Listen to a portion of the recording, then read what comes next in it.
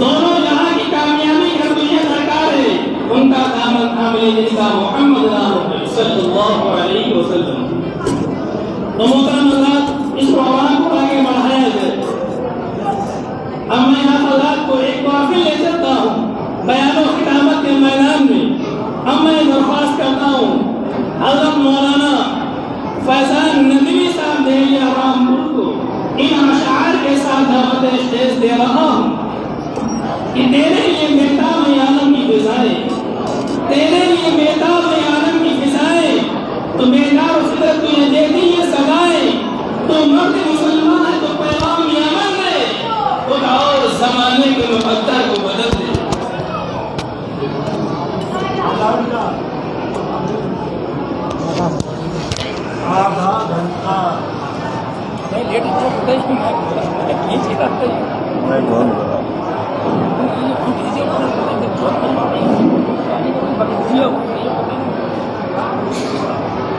अस्सलामु अलैकुम वरहमतुल्लाहि वबरकातुह।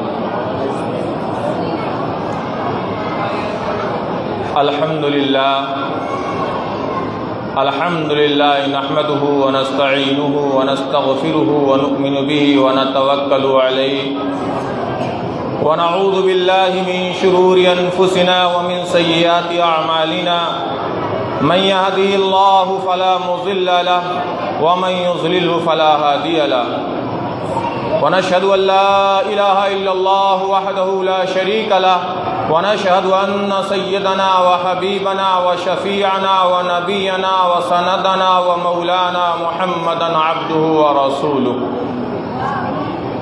अम्मा बाद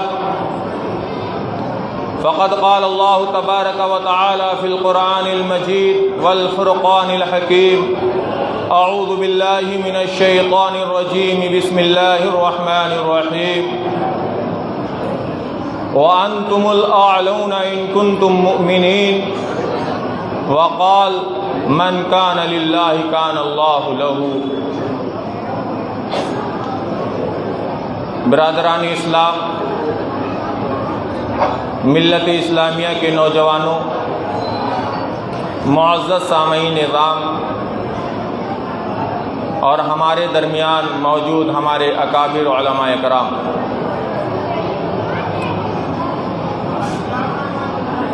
वक्त का ख्याल रखते हुए, क्योंकि माशाअल्लाह आप सभी हज़रात मुसलसल 11 दिनों से इस प्रोग्राम को समाअत कर रहे हैं और आज वक्त भी कुछ ज़्यादा हो गया। बहुत ज़्यादा देर तक आपके दरमियान नहीं रहूँगा, चंद लम्हात आप हज़रात से गुफ्तगू करूँगा। अल्लाह ताला से दुआ है कि अल्लाह ताला कुरान और हदीस की रोशनी में चंद बातें अदा करा दें जो हमारे और आप सबके लिए भी मुफीद साबित हों। बात शुरू करने से कबल आप हज़रात से एक बार मैं दरख्वास्त करूँगा, ज़रा सामने जो ये खला महसूस हो रहा है इसको पूरा कर लें, थोड़ा सा आगे आ जाएं। माशाअल्लाह आप अभी हज़रात काफ़ी देर से बैठे हुए हैं, ग़ुनूदगी के भी कुछ आसार नज़र आ रहे हैं। थोड़ा सा आगे आ जाएं, थोड़ी देर के लिए पीछे की टेक छोड़ दें, आगे तशरीफ़ ले आएँ।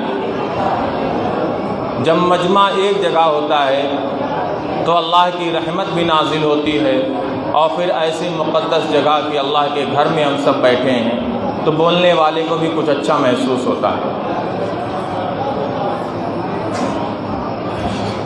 बिरादरानी इस्लाम, अल्लाह रब्बे ज़ुल जलाल ने कलामुल्लाह शरीफ नाजिल फरमाया।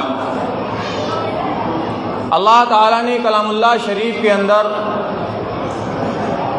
मुखातब तो हुज़ूर पाक सल्लल्लाहु अलैहि वसल्लम थे, लेकिन उसके अंदर अल्लाह रब्बुल इज़्ज़त ने जो पैगाम अता किए हैं वो क़यामत तक के इंसानों के लिए सारे के सारे मुखातब हैं। आज हमारे दरमियान कलामुल्लाह शरीफ से जो बेरग़बती और दूरी हो रही है,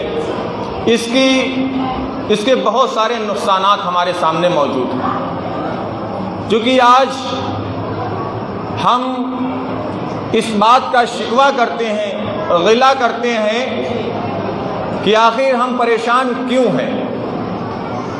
ہمیں پریشانیوں نے کیوں گھیر رکھا ہے، پریشانیاں ہمارا مقدر کیوں بن گئی ہیں۔ جب بسا اوقات علماء کرام کے بیانات سنتے ہیں، جب اس کا ترجمہ کیوں ہوتا ہے کہ وَأَنْتُمُ الْأَعْلَوْنَ إِن كُنتُم مُؤْمِنِينَ، کہ تم ہی سربلند ہو، تم ہی حاکم ہو، تم ہی حکمراں ہو، سب کچھ تم ہو، یہ بات ذہن کے اندر رہتی ہے کہ کلام اللہ شریف کے اندر تو یہ فرمایا، لیکن آج دنیا کے اندر ہم جب دیکھتے ہیں تو سارے کے سارے مصائب ہمارے پیچھے لگے ہوئے ہیں، تمام تر مشقتیں ہمارے سامنے موجود ہیں۔ اس کی وجہ کیا ہے؟ وجہ تلاش کرنے کی ضرورت ہے، اس کا ریزن ڈھونڈنے کی ضرورت ہے کہ آخر اس کی وجہ کیا ہے۔ اللہ رب العزت نے کلام اللہ شریف کے اندر جو فرمایا بالکل برحق ہے اور سچ ہے، ایک ایک اس کا زبر زیر نقطہ نقطہ حقانیت پر مبنی ہے، صادق ہے، اور اسی پر ہمارا ایمان ہے، یقین ہے۔ لیکن آج ہمیں اس کے فوائد نہیں حاصل ہو رہے ہیں، جو اس کے اندر بیان ہوا وہ چیز ہمارے سامنے نہیں آ رہی۔ اس کی وجہ کیا ہے؟ اس کا کارن کیا ہے؟ ریزن کیا ہے؟ یہ چیز سوچنے کی ضرورت ہے۔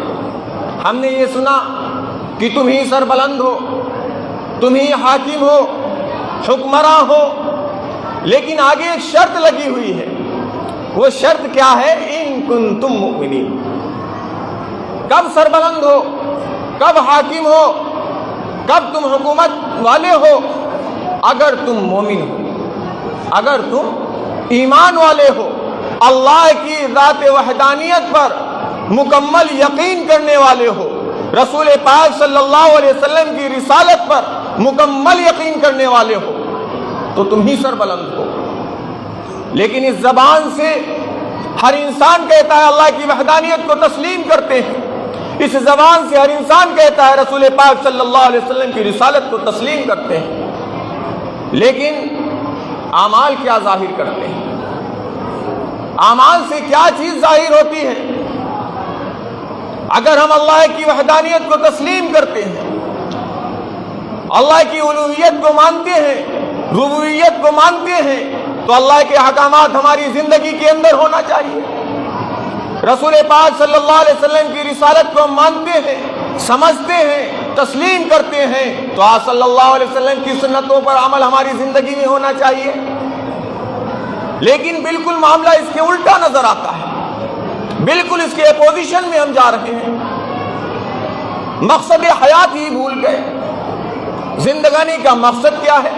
الحمدللہ کتنا مجمع بیٹھا ہوا ہے، لیکن میرے بھائیوں ایک چیز میں عرض کرتا چلوں، ماشاءاللہ بیانات تو مسلسل سن رہے ہیں، لیکن میں چند باتیں آپ سے عرض کر رہا ہوں، یہ آپس میں ایک ہمارا آپ کا مذاکرہ ہے۔ بیانات تو بڑے بڑے علماء کرام نے کیے، آپ سبھی حضرات نے سنے اور مزید سنیں گے۔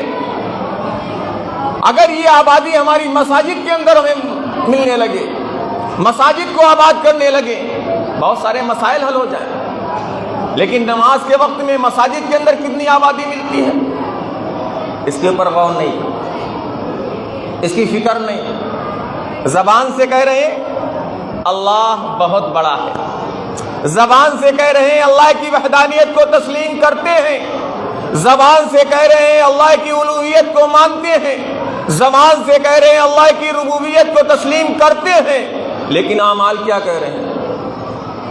اگر یہ چیز دل کے اندر جگہ پا جائے تو مسجدوں کی طرف چلنا آسان ہو جائے گا، مسجدوں کی طرف آنا آسان ہو جائے گا، دشواریاں نہیں ہوں گی، کیونکہ مؤذن اذان دیتا ہے اللہ اکبر، اللہ سب سے بڑا ہے۔ ہم نے زبان سے ہم نے بھی کہا اللہ اکبر، لیکن اعمال سے کیا ظاہر کیا؟ جب اللہ اکبر اللہ کو بڑا مانتے ہیں تو ہمیں مسجد کی طرف چل دینا چاہیے، لیکن نہیں، اعمال سے ظاہر کیا ہوا کہ ہمارا کام بڑا ہے، ہماری دکان بڑی ہے، ہمارا بزنس بڑا ہے، ہمارا دھندا بڑا ہے، یہ اعمال سے ظاہر کیا۔ ہر بات انسان زبان سے نہیں بولتا ہے، ہر بات کوئی بات اس کے اعمال سے بھی سمجھ میں آتی ہے۔ اعمال سے کیا انسان کہنا چاہتا ہے؟ تو میرے بھائیوں، ہم جو زبان سے بولیں اس کو دل کے اندر جگہ دینے کی ضرورت ہے، چونکہ الفت میں برابر ہے وفا ہو کہ جفا ہو، الفت میں برابر ہے وفا ہو کہ جفا ہو، ہر چیز میں لذت ہے گر دل میں مزہ ہو۔ دل کے اندر ایک چیز جگہ پا جائے تو اس کا کرنا آسان ہو جاتا ہے، اس پر عمل کرنا آسان ہو جاتا ہے، اس کے آگے اپنے آپ کو پیش کرنا آسان ہو جاتا ہے۔ لیکن ہمارے دل کے اندر، آج دنیا کے اندر دیکھیے، دنیا کے اندر مشاہدہ کیجئے، دنیا کے اندر کتنی چیزیں ہیں جو ہمارے استعمال کی ہیں، ساری دنیا ہی ہمارے استعمال کی ہے۔ ان الدنیا خلقت لکم وانکم خلقتم للآخرہ، اللہ نے دنیا کو انسانوں کے لیے پیدا کیا اور انسان کو آخرت کے لیے پیدا کیا۔ پہلا جملہ تو یاد ہے، ان الدنیا خلقت لکم، دنیا ہمارے لیے پیدا کی گئی، دنیا سے ہم استفادہ کر رہے ہیں، دنیا سے مستفیض ہو رہے ہیں۔ اگلا جملہ کیا ہے؟ وَإِنَّكُمْ خُلِقْتُمْ لِلْآخِرَةِ، ہمیں بھی آخرت کے لیے پیدا کیا گیا۔ یہ زندگی ہماری یوں ہی نہیں ہے، بلکہ ہماری زندگی کے اندر کیا ہے؟ یہ مختصر سا وقت ہے۔ یہ زندگی کیا چیز ہے؟ پانی کا بلبلہ ہے، ذرا سے دیر میں یہ بجھ جائے گا۔ آج کتنے گزشتہ سال کے پروگرام میں کتنے ہمارے درمیان لوگ موجود تھے؟ اس سال نہیں ہے۔ اس سال جتنے ہیں اگلے سال اس میں سے کچھ نہیں ہوں گے۔ تو کیا ہے؟ ہر انسان کو موت کا مزہ چکھنا۔ تو دنیا میں آیا ہے تھوڑا سا وقت لے کر کے، کس لیے وقت لے کر کے آیا ہے؟ اسے ایگزام میں بیٹھنا ہے، اسے ایک امتحان میں بیٹھنا ہے، اس امتحان کی تیاری کرنے کے لیے اس کو دنیا کے اندر بھیجا گیا کہ دنیا کے اندر کیا تیاری کی جائے۔ اب دنیا کے اندر انسان نے جو تیاری کی ہوگی اسی کے حساب سے تو معاملہ ہوگا۔ بھئی تیاری کا وقت ہوا، تیاری کا وقت دیا گیا، جب ایگزام میں بیٹھے تو اب اسی تیاری کے مطابق جو آپ نے کویشچن پیپر کو حل کیا ہے، آنسر بک میں جو آپ نے لکھا ہے، ایگزامنر آپ کو نہیں دیکھے گا کہ آپ کون ہیں، ڈی ایم کے بیٹے ہیں، کمشنر کے بیٹے ہیں، یا غریب کے بیٹے ہیں، یا مزدور کے بیٹے ہیں۔ وہاں کاپی کے اوپر کچھ نہیں لکھا ہوگا، بلکہ کیا ہوگا؟ آپ کا نام تک نہیں ہوگا، صرف رول نمبر پڑا ہوگا۔ اسی نوٹ بک کو دیکھ کر کے ایگزامنر نمبر دے دے گا۔ اب کون ہے کیا ہے کوئی پتہ نہیں۔ اب جو تیاری آپ نے پورے سال میں کی تھی اسی حساب سے آپ کو نمبر مل گئے۔ اب جو بھی ہیں وہ آپ اپنے گھر کے لیے ہیں، چاہے جس کے بھی بیٹے ہوں۔ ایگزامنر کے لیے سارے اسٹوڈنٹ سیم ہیں، برابر ہیں، نمبر مل گئے۔ اب دنیا کے اندر انسان کو اللہ رب العزت نے وقت دیا تیاری کرنے کے لیے۔ اب اللہ رب العزت کل قیامت کے دن اس چیز کا کوئی اعتبار نہیں ہوگا کہ آپ کون ہیں کون نہیں ہے، کوئی اعتبار نہیں، کسی کا اعتبار نہیں ہوگا، بلکہ آپ کے نام اعمال جو پیش کیے جائیں گے اس کے مطابق آپ کو نمبر مل جائے گا، اسی کے مطابق سرٹیفکیٹ ایشو ہوگا۔ کہاں کا سرٹیفکیٹ ایشو ہونا ہے، کیسے نمبرات ہیں، کیا اعمال ہیں، یہ تو سب وہ ہمارے نام اعمال بتا دیں گے۔ آج دنیا کے اندر اللہ کی وحدانیت کو تسلیم کرتے ہوئے، اس کی ربوبیت کو دل کے اندر زبان سے اقرار کرتے ہوئے، الوہیت کو مانتے ہوئے انسان گناہ میں ملوث ہے۔ جب جاننا ہے اللہ تعالیٰ عالم الغیب ہے، ہر چیز کو جاننے والا ہے، تو انسان گناہ سے بچے، لیکن گناہ سے نہیں بچ رہا۔ تو کیسے اپنی زبان سے اقرار کر رہے ہیں اللہ کے عالم الغیب ہونے کا، اللہ کے بڑا ہونے کا، اللہ کے رب ہونے کا، مالک و خالق ہونے کا؟ کیسا دعویٰ ہے بتاؤ؟ کیا سچا دعویٰ ہے؟ سچا دعویٰ ہے؟ ہم اپنی زبان میں جھوٹے ہیں، ہم جھوٹ دعویٰ کر رہے ہیں، کیونکہ اگر سچے ہوتے اپنے دعوے میں تو ہم گناہ سے احتیاط کرتے، گناہ سے پرہیز کرتے، کیونکہ کوئی نہ دیکھے اللہ دیکھ رہا ہے، کوئی نہ سنے اللہ سن رہا ہے، کوئی نہ اس کو کسی کہیں کے اوپر کمپلین کرے، کوئی نہ شکایت کرے، لیکن ہمارے ساتھ میں بیٹھے ہوئے اللہ تعالیٰ کے فرشتے رجسٹر تیار کر رہے ہیں۔ اس چیز سے غفلت ہوا، اور یہی غفلت کل قیامت کے دن جب انسان کے اعمال نامے پیش کیے جائیں گے، جب وہ دیکھے گا، اللہ تعالیٰ اس کے اعمال کے بارے میں اس کو بتائیں گے، تب وہ چونکے گا، تعجب کرے گا اور کہے گا ہاں اقرؤ کتابیہ، اے اللہ یہ کون سی کتابیں ہیں، یہ کیا ہے؟ سارا سب کچھ ریکارڈ موجود ہوگا۔ تو آج دنیا کے اندر جو مختصر سا وقت ہم گزار رہے ہیں، اس کے اندر ہمیں بہت فکر کرنے کی ضرورت ہے، بہت زیادہ احتیاط برتنے کی ضرورت ہے، بہت زیادہ اپنے آپ کو محتاط رکھنے کی ضرورت ہے، کیونکہ یہ وقت مختصر سا وقت ہے۔ دنیا کے اندر کوئی انسان بہت زیادہ دیر تک رکنے والا نہیں، بہت زیادہ اس کا کوئی یہ دائمی زندگی نہیں، اصل زندگی تو انسان کی مرنے کے بعد شروع ہوتی ہے۔ جب یہاں سے جب کسی کا کوئی انتقال کرتا ہے تو کیا کہ انتقال کر گئے اس دنیا سے دوسری زندگی میں منتقل ہو گئے۔ کیوں؟ وہ بھی اپنی زبان سے یہی کہتا ہے کہ اصل زندگی اب شروع ہو رہی ہے۔ لیکن میرے بھائیوں، اس زندگی کے اندر اگر ہم نے اپنے اعمال کا محاسبہ نہ کیا، اپنے اعمال کا جائزہ نہ لیا، تو کل قیامت کے دن بہت پچھتانا پڑے گا۔ قیامت کا منظر بہت ہولناک ہوگا، اللہ کی پکڑ سخت پکڑ ہوگی۔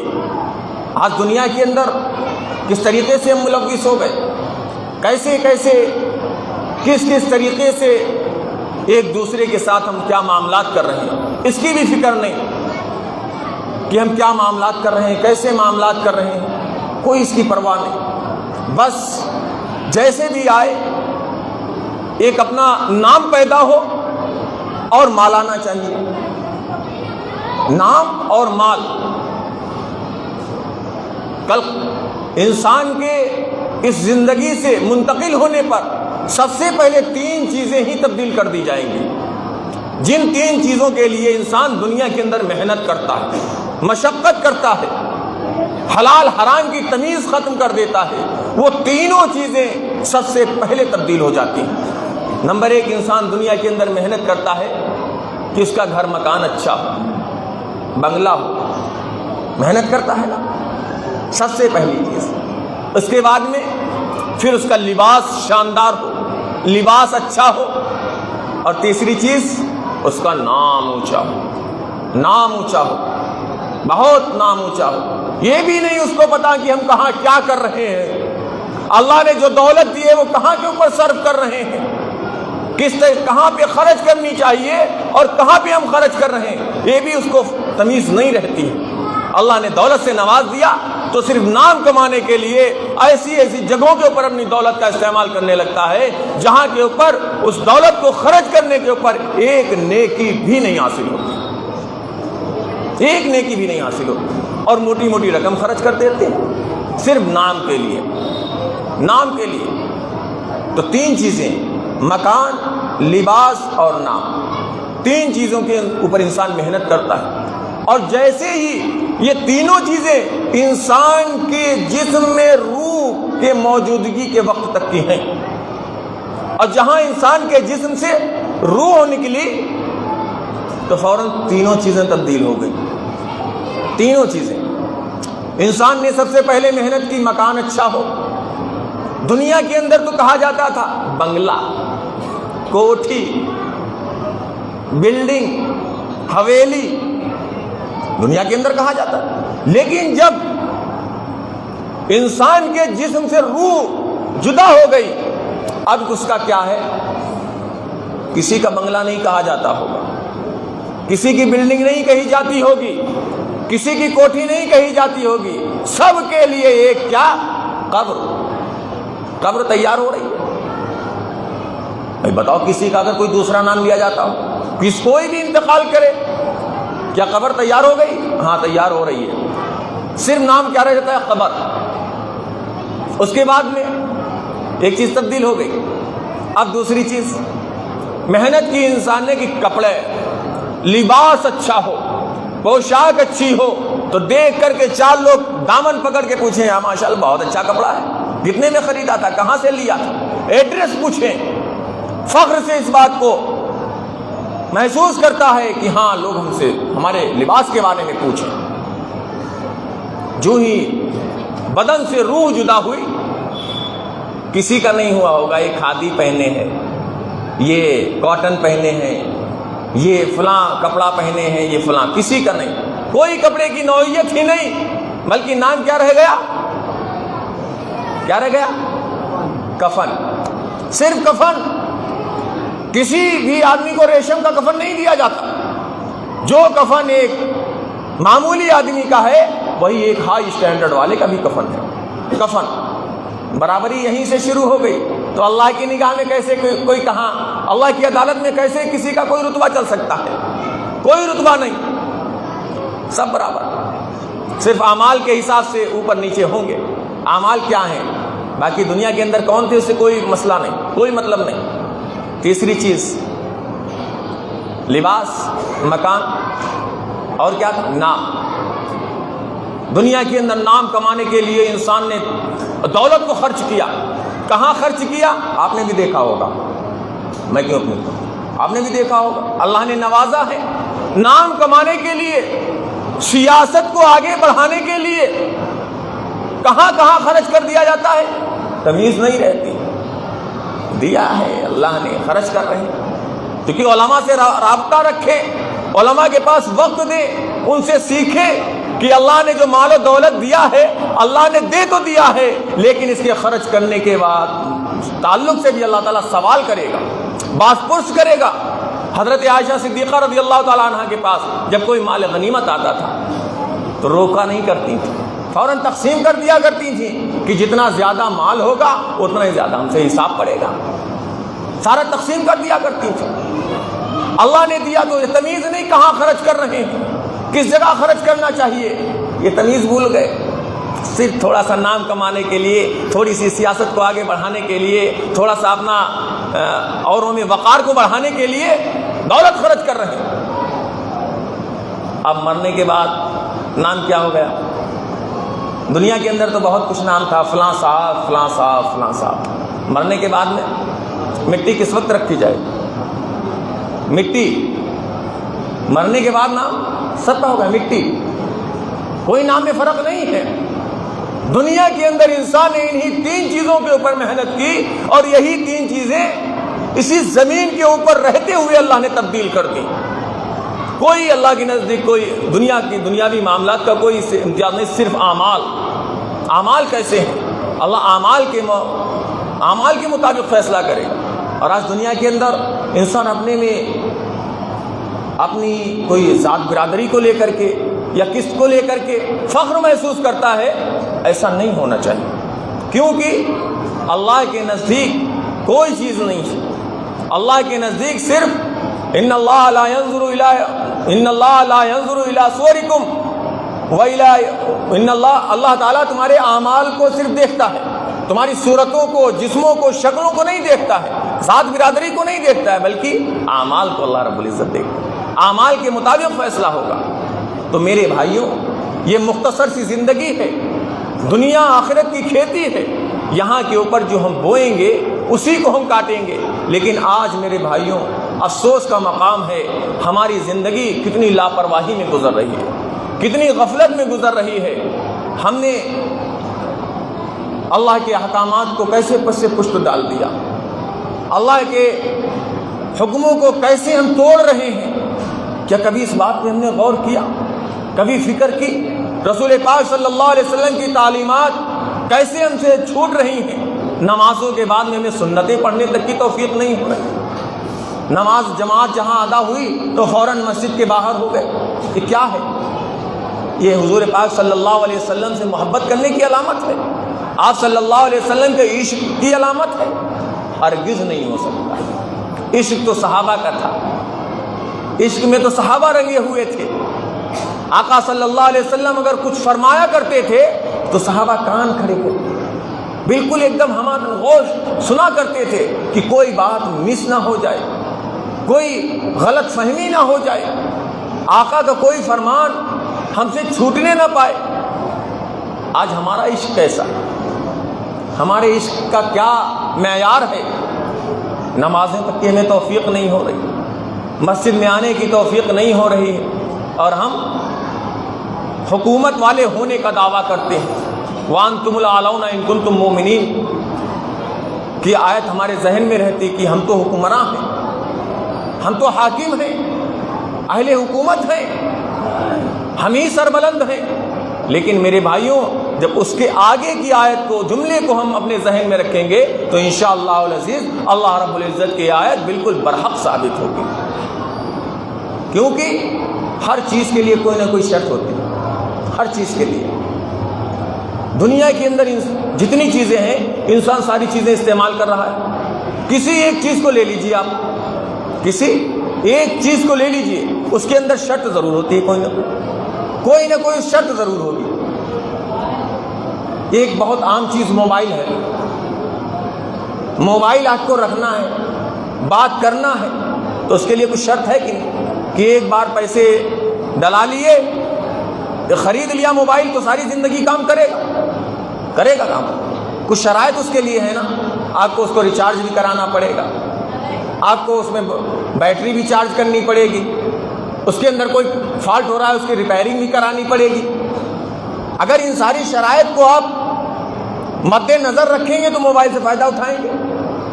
ورنہ سوچو ایک بار تو ہم نے پیسے لے لیے، پیسے ڈال ہی دیے اور ایک بار ہم نے اسے خرید لیا، اب تو یہ ساری زندگی چلے گا؟ نہیں چل سکتا. جب یہ معمولی سی چیز دنیا کے اندر، اس کے اندر اتنے شرائط موجود ہیں، ہمیں ریچارج بھی کرانا ہے، سم بھی ڈلانا ہے، بیٹری بھی چارج کرنا ہے، ریپیئرنگ بھی کرانا ہے، تو اللہ تعالیٰ اتنی بڑی جنت یوں ہی دے دے گا کیا؟ اللہ کی جنت اتنی سستی ہے کیا کہ فری میں بس ایک بار پیدا ہوئے اور مسلمانی نام رکھ لیا تو جنت مل گئی؟ مسلمانوں کا نام جیسا نام رکھ لینے سے جنت، محمد علی، محمد عمر اور یہ مسلمانوں والے نام، صحابہ سے ملتے جلتے نام رکھ لیے تو جنت مل گئی؟ قطعاً نہیں ہو سکتا. اس کے لیے بھی شرائط موجود ہیں. ان کنتم مومنین، اگر تم مومن ہو، ایمان والے ہو، اگر ایمان والے ہو تو اللہ نے اتنی بڑی جنت ایمان والوں کے لیے سجا رکھی ہے. اللہ نے اتنی بڑی جنت کے اندر محلات بنائے ہیں، ایمان والوں کے لیے بنائے ہیں. لیکن ان کنتم مومنین، اگر تم مومن ہو، اگر تم ایمان والے ہو. اور ایمان والوں کی مثالیں اکثر کتابوں میں، بیانات میں سنی کہ ایمان والے جو پختہ ایمان والے تھے، جنہوں نے واقعی ایمان کو قبول کیا اور مکمل طریقے سے ایمان لائے اور اللہ کے احکامات کو دل سے تسلیم کیا، رسول پاک صلی اللہ علیہ وسلم کی رسالت پر جم گئے، تو اللہ نے ان کے ساتھ کیا کیا معجزات کیے، کیسے کیسے اللہ نے ان کی غیبی مدد کی. ہزاروں کی تعداد میں 313 کو جنگ فتح کر ہو گئی، کیونکہ ایمان والے تھے، اللہ کی وحدانیت پر یقین کرتے تھے، رسول پاک صلی اللہ علیہ وسلم کی ایک ایک سنت پر یقین تھا، اس کے فوائد کا یقین تھا. جب آپ صلی اللہ علیہ وسلم کی رسالت کو دل سے مانتے تھے. جنگ نہیں فتح ہو رہی ہے، جنگ چل رہی ہے، مارکا آرائی ہو رہی، جنگ فتح نہیں ہو رہی. اب یہ نہیں کہہ رہے کہ مطلب ہمیں تھوڑا کیپیسٹی بڑھا لینی چاہیے، کوانٹٹی بڑھا لینی چاہیے، یہ سب نہیں، بلکہ محاسبہ کر رہے ہیں بیٹھ کر صحابہ کرام کہ آخر وجہ کیا ہے کہ جنگ فتح نہیں ہو رہی ہے، مسئلہ کیا ہے، ہم سے ضرور کوئی نہ کوئی غلطی ہو رہی ہے. جب آپس میں مذاکرہ کرنے لگے تو کہنے لگے ایک سنت چھوٹ رہی ہے. کون سی سنت؟ مسواک کی سنت چھوٹ رہی تھی. کتنے لوگ جیب میں مسواک رکھتے ہیں؟ مسواک نہیں ملے گی، اتنی پتلی مسواک نہیں، اتنا بڑا موبائل ملے گا. کیا کہا؟ ایک سنت چھوٹ رہی. کون سی؟ مسواک والی سنت چھوٹ رہی ہے. تمام صحابہ کرام رضوان اللہ علیہ مجمعین مسواک کرنے لگے. ادھر سے ایک آیا قاصد دیکھنے کے لیے کہ جنگ کی کیا تیاریاں ہو رہی ہیں. جب دیکھا کر کے تو بھاگ گیا. یہیں سے جنگ فتح ہو گئی. وضو خانے پہ بیٹھے تھے، جنگ فتح ہو گئی. کیا کہا؟ ارے آج تو کوئی بچے گا نہیں. مسلمان سب دانت اپنے تیار کر رہے ہیں، سب دانت پینے کر رہے ہیں. اب آج کوئی نہیں بچنے والا. یہ خبر دینا تھا کہ کفار میدان چھوڑ کے بھاگ گئے. جنگ فتح ہو گئی وضو خانے پہ بیٹھے. یہ تھا یقین. اس کو کہتے ہیں یقین. یہ ایمان تھا. ان کنتم مومنین کے یہ مصداق تھے. کیسا جنگل ہے افریقہ کے اندر، اللہ اکبر، کیسا تھا کہ جہاں انسان دن کے وقت میں اگر اس کے تھوڑا دور سے نکل جاتا تب بھی زندہ نہیں آتا تھا، زندہ نہیں آتا تھا۔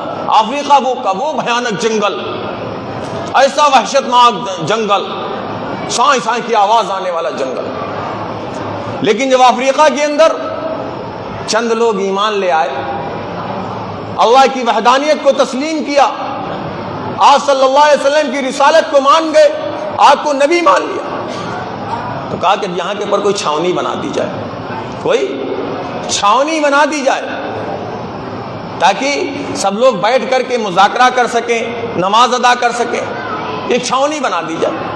مشورہ لیا گیا کہ چھاونی کہاں بنائی جائے، کون سی جگہ موضوع ہے، مشورہ ہوتا ہے، لیا گیا کہ کہاں بنائی جائے، کون سی جگہ موضوع رہے گی، تو کسی نے کہا کہ فلاں چوراہے کے اوپر اچھی بلڈنگ ہے، اس میں اس کو چھاونی منسوخ کر دیا جائے، فلاں جگہ کے اوپر وہ جگہ ہے اس میں جو ہے بنا دیا جائے۔ سب کے مشورے ہوتے رہے، لیکن صحابہ کرام رضوان اللہ علیہم اجمعین نے کیا کہا کہ چھاونی افریقہ کے جنگل میں بنائی جائے گی۔ کہاں؟ افریقہ کے اس بھیانک جنگل میں بنائی جائے گی جہاں سے انسان زندہ واپس نہیں آتا۔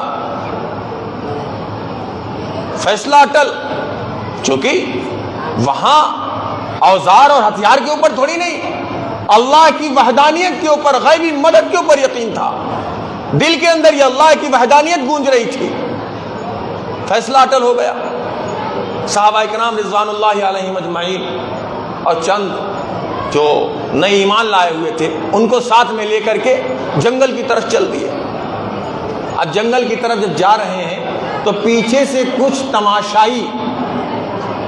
تماشا دیکھنے والے پیچھے سے چل دیے کہ چلو یہ افریقہ کے جنگل کے اندر چھاونی بنانے جا رہے ہیں جہاں سے کوئی زندہ واپس نہیں آتا ہے، چلو ان کا حشر دیکھتے ہیں کیا ہوگا۔ تماشائی پیچھے سے چل دیے۔ مورخین نے لکھا ہے کہ جب صحابہ کرام رضوان اللہ علیہم اجمعین کی وہ جماعت افریقہ کے جنگل کے قریب پہنچتی ہے تو کیا کہتی، کیا آواز لگاتی، ذرا غور سے سنیے گا کیا آواز تھی۔ صرف ایک یہ آواز تھی کہ جنگل کے چرندوں پرندوں درندوں، آج مہمان رسول پاک صلی اللہ علیہ وسلم کو اس جنگل کی ضرورت ہے، لہذا یہ جنگل خالی کر دیا جائے۔ صرف اتنا کہنا تھا، کوئی بم نہیں پھینکا، کوئی گولہ باری نہیں ہوئی، کوئی ہتھیار نہیں تھے، بلکہ ایک سچے دل سے، دل کے یقین کے ساتھ، للہیت کو تسلیم کرنے والی زبان کے ذریعے، اللہ کی الوہیت کو ماننے والی زبان کے ذریعے سے چند کلمات ادا کیے گئے تھے، انہوں نے جنگل کے اوپر وہ اثر دکھایا۔ مورخین نے لکھا ہے کہ اس کے جو ہے تمام تر جانور اس طریقے سے اپنے بچوں کو لے کر کے بھاگ رہے تھے جیسے کسی فاتح قوم کے سامنے سے مفتوح قوم بھاگتی ہے، اس طریقے سے بھاگ رہے تھے۔ کیا تھا؟ ایمان کی قوت تھی، یقین کی قوت تھی، رسالت مآب صلی اللہ علیہ وسلم کو دل کے اندر جگہ دینے کی طاقت تھی۔ یہ وہ چیز ہے میرے بھائی، لیکن کب یہ چیز ہوگی؟ جب ہمارے دل کے اندر یہ چیز جگہ پا جائے، ہمارے دل کے اندر الوہیت پیوست ہو جائے، ہمارا دل اس چیز کو بولنے لگے اور ہماری زندگی کے اندر رسول پاک صلی اللہ علیہ وسلم کی تعلیمات داخل ہو جائیں اور اپنی روزمرہ کے تمام معمولات میں حضور پاک صلی اللہ علیہ وسلم کی سنتوں کو شامل کریں، انشاءاللہ العزیز اللہ کی غیبی مدد حاضر ہوگی۔ اللہ رب العزت سے دعا ہے کہ اللہ تعالی ہم سب کو کہنے سننے سے زیادہ عمل کی توفیق عطا فرمائے۔ وآخر دعوانا ان الحمدللہ رب العالمین۔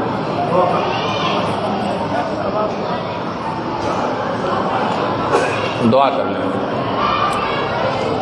اللہم انت السلام و منک السلام تبارک یا ذی الجلال والاکرام یا حی یا قیوم برحمتک نستغیث یا ارحم الراحمین و یا اکرم الاکرمین یا اللہ یا رحمان یا رحیم و یا کریم ان اللہ غفور رحیم ان اللہ ستار العیوب وغفار الذنوب ان اللہ غفور رحیم اذا اراد اللہ شیئا ان یقول له کن فیکون اللهم صل على محمد النبي الأمي وعلى آله وسلم تسليما وبارك وسلم تسليما كثيرا كثيرا ربنا آتنا في الدنيا حسنة وفي الآخرة حسنة وقنا عذاب النار وقنا عذاب القبر وقنا عذاب الحشر وقنا من فتنة الدجال اللهم إنك تحب العفو فاعف عنا يا كريم اے اللہ ہم سب کے گناہوں کو خطاؤں کو لغزش و سیئات کو معاف فرما اے اللہ رحم کا کرم کا فضل کا عافیت کا قوت کا مودت کا بھائی چارگی کا معاملہ فرما اے اللہ جان کی مال کی ایمان کی یقین کی عزت و آبرو کی حفاظت فرما اے اللہ ہم سب کے بیٹھنے اٹھنے کو قبول فرما اے اللہ ان مجالس کو قبول فرما اے اللہ ان مجالس کو اپنے بارگاہ میں قبول و منظور و مقبول فرما اے اللہ بیٹھنے والوں کو قبول فرما اے اللہ ان کی روزمرہ کی ان قربانیوں کو قبول فرما اے اللہ ہماری ماں و بہنوں کو بھی قبول فرما اے اللہ سب کو دین کی سمجھ عطا فرما دین پر چلنا آسان فرما اے اللہ دین کی باتوں کو سمجھنا آسان فرما حضور پاک صلی اللہ علیہ وسلم سے سچی محبت پیدا فرما اللہ کے احکامات پر مکمل عمل کرنے والا بنا دیجیے اے اللہ جو آپ کے اولیاء اللہ ہمارے درمیان موجود ہے ان کا سایہ ہمارے سر اس پر تادیر قائم و دائم فرما اے اللہ خصوصاً ہماری سرزمین پیہانی میں حضرت مولانا روح اللہ صاحب کا سایہ ہم سب کے سروں پر تادیر قائم و دائم فرما اے اللہ حضرت والا کی صحت و عافیت میں اللہ خوب خوب برکت عطا فرما اے اللہ معاشرے کے اندر جو کماری بہنیں بیٹیاں ہیں اللہ ان کے مناسب رشتوں کا غیر سے نظم فرما اے اللہ ان کے مناسب رشتوں کا غیر سے نظم فرما اے اللہ جو ہمارے بھائی بیمار ہیں پریشان حال ہیں اللہ ان کی پریشانیوں کو دور فرما جو ناجائز مقدمات میں پھنسے ہوئے ہیں اللہ ان کو باعزت خلاصی کی سبیلیں پیدا فرما اے اللہ جو قرض دار ہیں ان کے قرضے کی ادائیگی کی غیر سے سبیلیں پیدا فرما اے اللہ جنہوں نے دعاؤں کے لیے کہا ہے یا ان کا حق ہے اللہ ان کی تمام جائز تمناؤں کو پورا فرما تمام جائز مقاصد میں اللہ رب العزت کامیابی نصیب فرما اے اللہ ہم سب کی ان مختصر سی دعاؤں کو اپنے بارگاہ میں اپنے حبیب صلی اللہ علیہ وسلم کے صدقے طفیل میں منظور و مقبول فرما ربنا تقبل منا انک انت السمیع العلیم وتب علینا انک انت التواب الرحیم وصلی اللہ تعالی علی خیر خلقہ محمد وآلہ وصحبہ اجمعین.